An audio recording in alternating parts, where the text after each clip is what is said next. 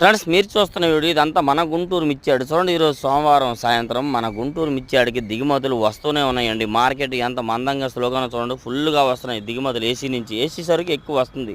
Long ఏసీలో పెట్టుకున్న సరుకల్లా అమ్మొద్దామని చెప్పి చాలా వరకు తెస్తున్నారు. అలాగే ఈరోజు డేట్ వచ్చేసరికి అయితే జూలై నెల 8వ తారీఖు సోమవారం సాయంత్రం చూడండి దిగుమతులు యార్డ్కి వస్తున్నాయి. మార్కెట్ కూడా ఈరోజు ఉదయం మిర్చాడులో మార్కెట్ స్పీడ్గా జరిగింది. రిటర్న్ మళ్ళీ మచ్చులకి వెళ్తారు. రెండోసారి మచ్చులు చూసేటప్పుడు కొద్దిగా స్లోగా జరిగిందనమాట. మనకి కొద్దిగా స్లో అయిపోయింది.